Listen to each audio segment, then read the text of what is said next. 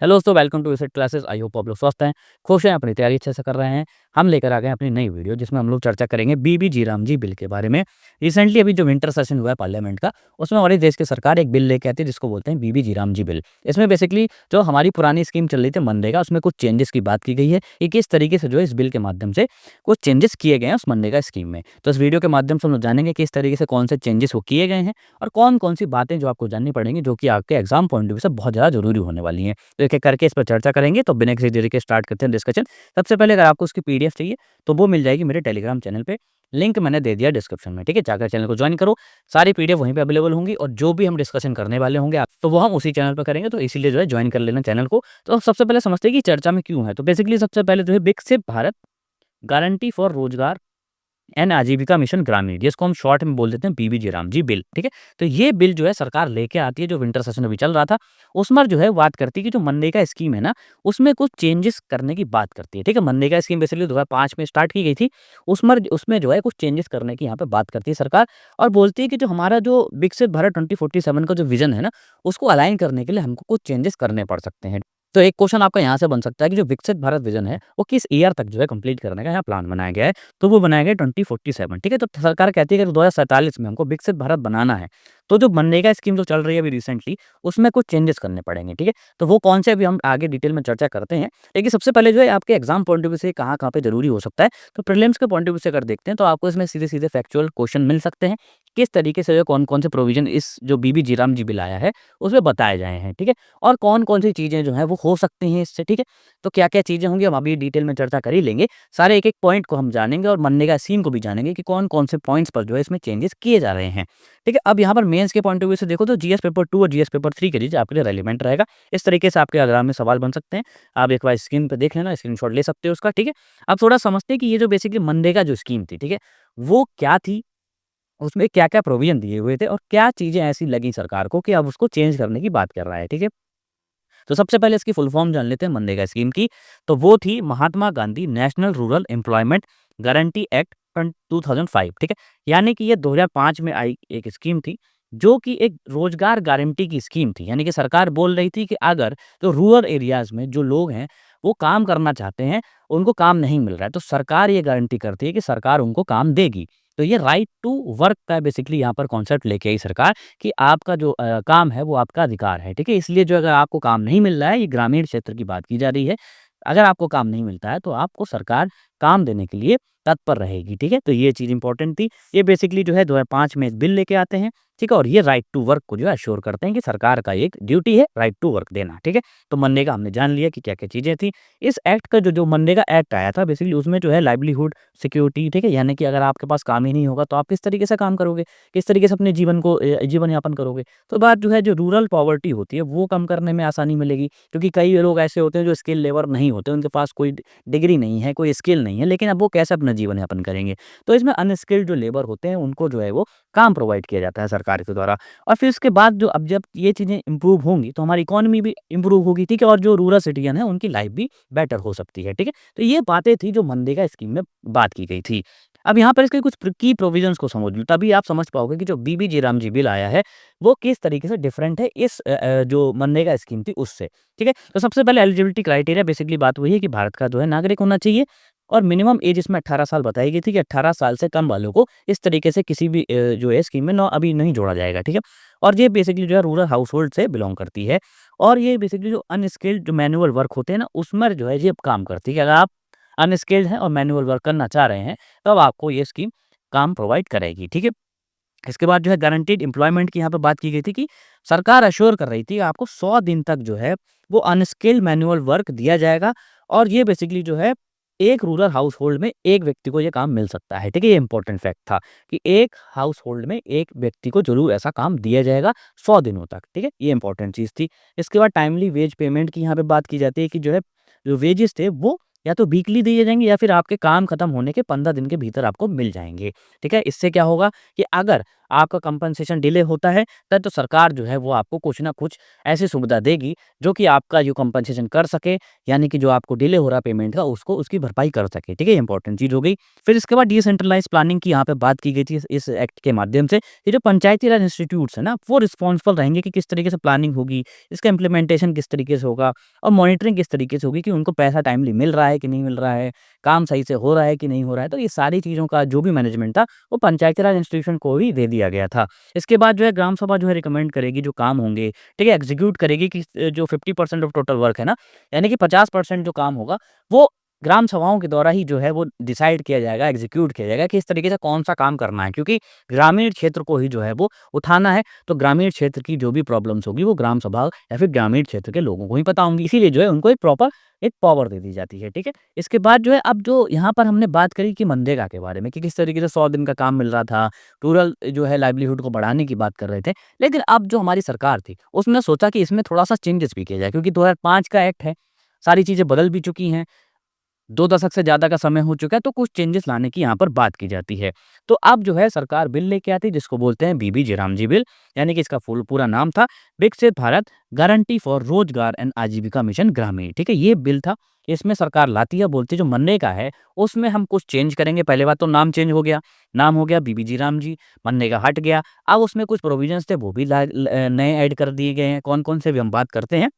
तो ये बेसिकली जो है जो मॉडर्न टेक्नोलॉजी ड्रिवन और infrastructure focus rural employment framework लेके आती है। यानी सरकार बोले कि अब हम ज़्यादा जो है अब हम मॉडर्न तरीके से और जो टेक्नोलॉजी ड्रिवन जो डेवलपमेंट होता है हम उसको लेके आएँगे और साथ-साथ में जो है ये जो इंफ्रास्ट्रक्चर जो डेवलपमेंट होगा हम उस पे ज़्यादा फोकस करेंगे, ठीक है? तो यहाँ पर ये बात करते हैं और इसीलिए इसको ये चेंज कर देते हैं और हमारे देश की सरकार ये बिल लेके आती है, उसके बाद जो है दोनों सदनों में पास होता है और यहाँ पर राष्ट्रपति को इसको एसेंट मिल जाता है, ठीक है?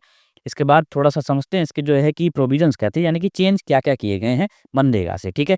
तो यहाँ पर जो है 125 दिन की गारंटी जो है वेज एम्प्लॉयमेंट की बात की गई है। यानी कि मनरेगा में कितना था? मनरेगा में 100 दिन था, इसमें 25 ऐड कर दिया यानी कि 125 दिन तक तो आपको रोज़गार मिलेगा ही मिलेगा, ठीक है? पहले क्या था कि नॉट लेस देन 100 डेज़ था, ठीक है? ये इंपॉर्टेंट चीज़ हो गई। फिर इसके बाद समझते हैं कि इसमें जो है फंडिंग पैटर्न बदल दिया गया है। यानी कि पहले जो मनरेगा थी, वो 100% सेंट्रली फंडेड थी। अब जो है कुछ चेंजेस लेके आए हैं, कुछ प्रोविज़न्स को बदला गया है, वो कौन-कौन से हैं, तो ये समझते हैं। तो सबसे पहले जो है 19:10 का रेशियो रहेगा, यानी कि नॉर्थ ईस्ट और जो हिमालयन रीजन्स हैं, उसमें जो है 90% जो है वो फंडिंग करेगी भारत सरकार और 10% जो है वहाँ के राज्य सरकार के द्वारा किया जाएगा। वहीं अगर हम अदर स्टेट्स की बात करते हैं, तो 60-40 का यहाँ पर रेशियो रहने वाला है, यानी कि 60% खर्चा केंद्र सरकार के द्वारा किया जाएगा और 40% खर्चा जो है राज्य सरकार के द्वारा उठाया जाएगा। इसके बाद जो है वो यूटीज़ की अगर हम यूनिट टेरिटरीज़ की बात करते हैं, तो वहाँ पर 100% ये सेंट्रली फंडेड रहेगी, ठीक है? तो यहाँ पर थोड़ा-सा फंड में भी चेंज कर दिया जाता है, पहले 100% था, अब जो है कैटेगरी में बाँट दिया जाता है।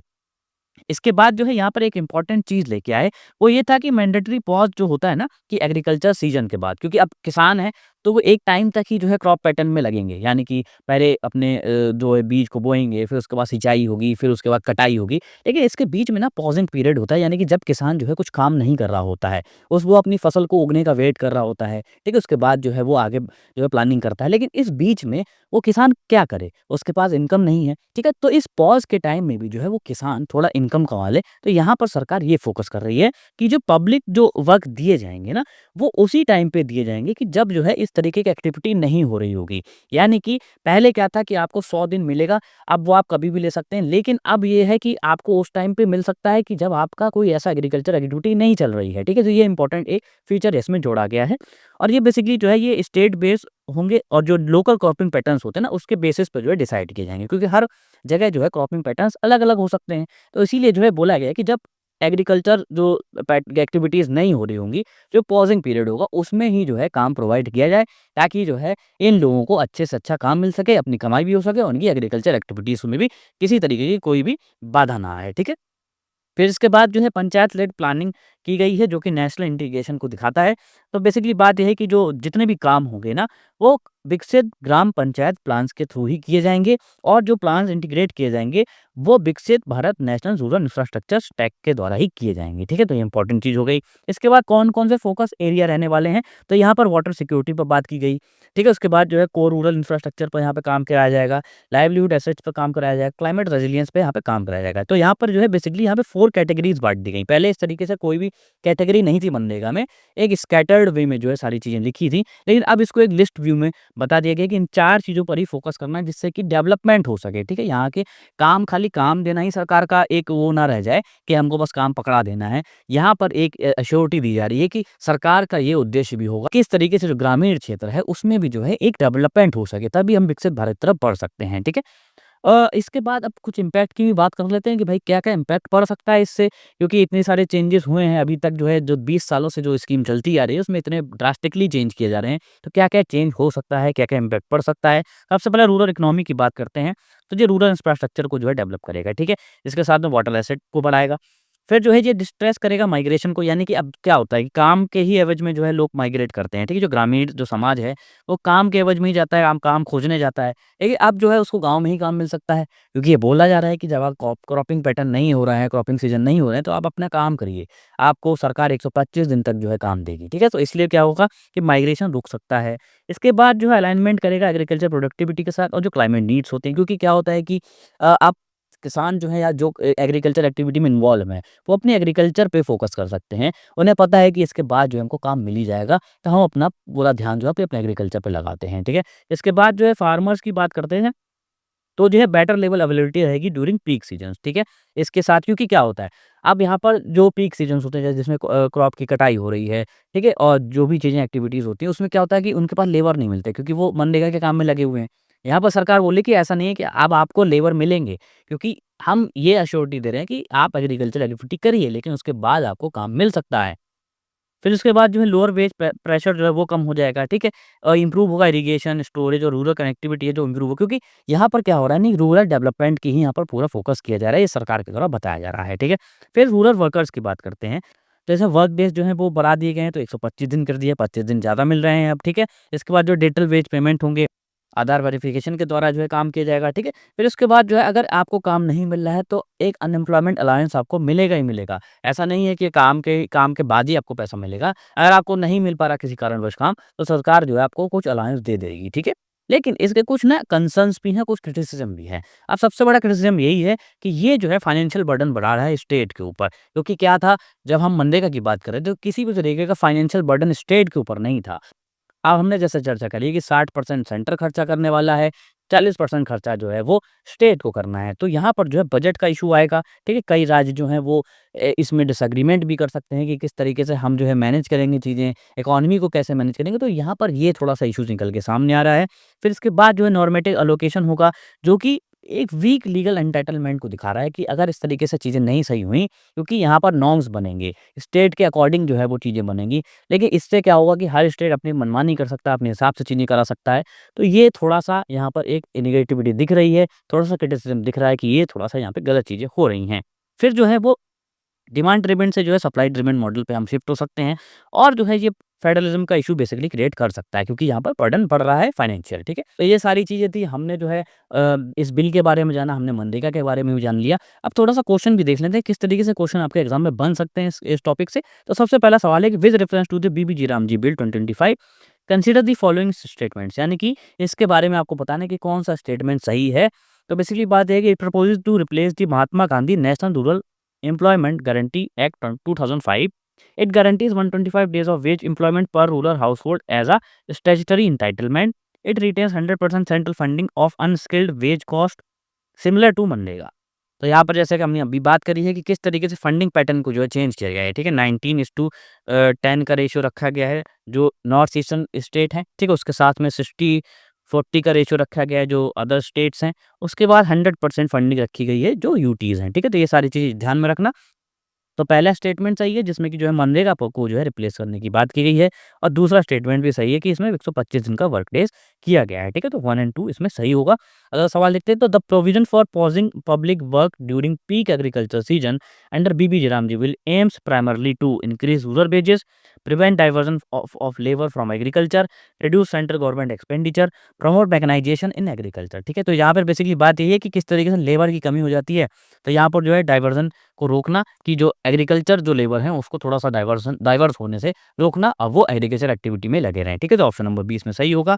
अगला सवाल है जो मेंस से रिलेटेड हो सकता है कि रिप्लेसिंग मनरेगा with BBG Ramji bill reflects a changing philosophy of welfare delivery in India, ठीक है? Discuss how the propose funding pattern under the new bill में affect state finances and central state relations. जैसे कि हमने बात करी कि फंडिंग पैटर्न चेंज हुआ है, ठीक है, 60-40 रखा गया स्टेट के लिए, किस तरीके से उन पे फाइनेंशियल बर्डन बढ़ेगा और क्या ये आपको लगता है कि किस तरीके से जो है जो हमारा जो केंद्र राज्य संबंध है उस पे एक नेगेटिव इम्पैक्ट डाल सकता है। तो आपको ये बताना, तो आप इसको लिखिए, प्रैक्टिस करिए, ठीक है। तो इस वीडियो में इतना ही था। अगर आपको अच्छा लगा वीडियो, चैनल को सब्सक्राइब कर लेना, शेयर कर देना वीडियो ज़्यादा से ज़्यादा। अगर कोई दिक्कत हो या कोई डाउट हो तो हमारे टेलीग्राम चैनल को ज्वाइन करो और कमेंट में ज़रूर आप बता सकते हैं, ठीक है। मिलते हैं नेक्स्ट वीडियो में। Thank you so much, bye bye.